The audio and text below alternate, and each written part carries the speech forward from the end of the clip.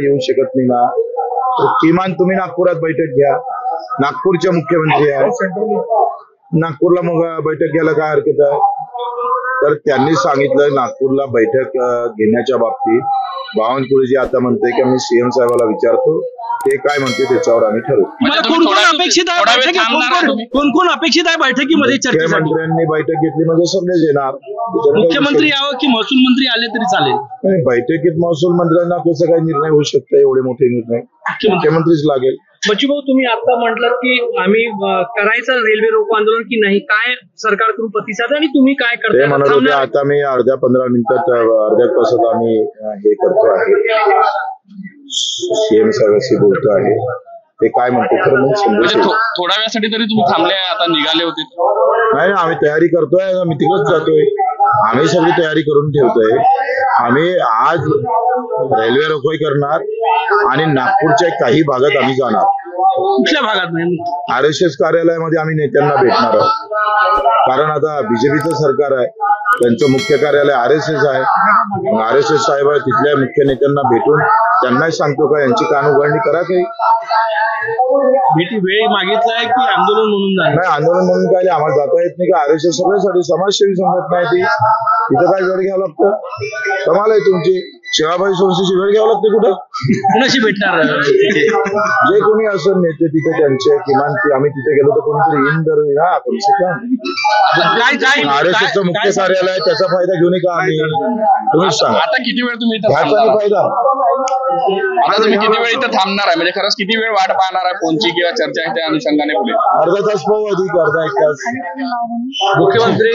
मुख्यमंत्र्यांचे तुमचं काही बोलणं अपेक्षित आहे का? बावनकुळे साहेब काय तुमचं हे बोलणं करून ते म्हणतात मुंबईला 6 घंटे जाते, इथे आंदोलनाचे सगळं प्रॉब्लेम आहे, त्याच्यामुळे आमची मुंबई जायची तयारी नाही.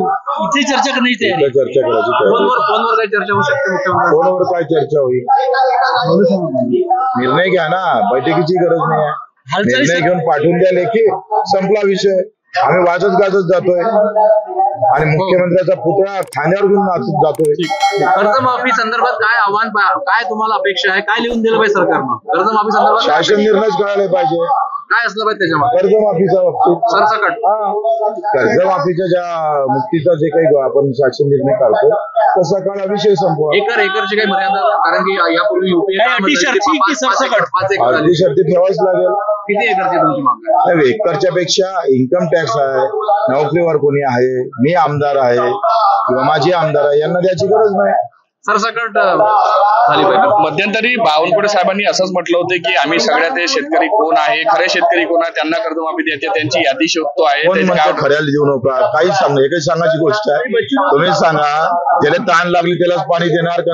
त्याला जबरदस्तीनं कुचका द्या. हे लोक कसे शोधले जाईल? शोधले का आहेच त्याचं काय?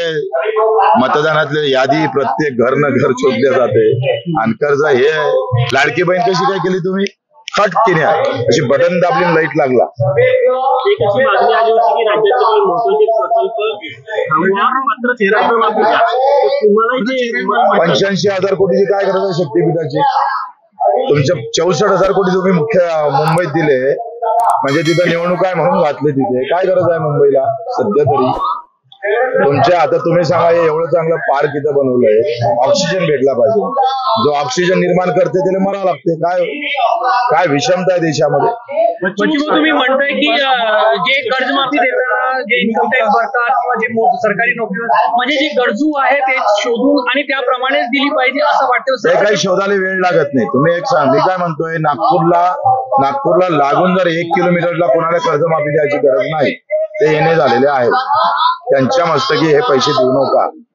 जे नोकरीवर आहे, आता अजितदादाला कर्जमाफीची गरज आहे का? जरी शेतकरी असले तर नका देऊ. 70 कोटी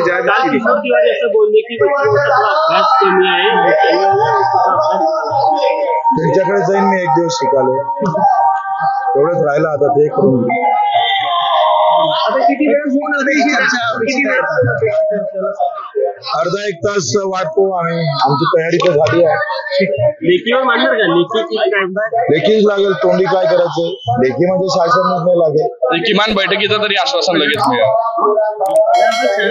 आश्वासनाचं काय, आम्ही आश्वासनासाठी आलो म्हणजे नाही. बैठकीची वेळ आम्हाला निर्णय पाहिजे, निर्णय झाल्याशिवाय आम्ही हटणार नाही. आणि सरकार आपल्या सोबत आहेत बच्चू कडू.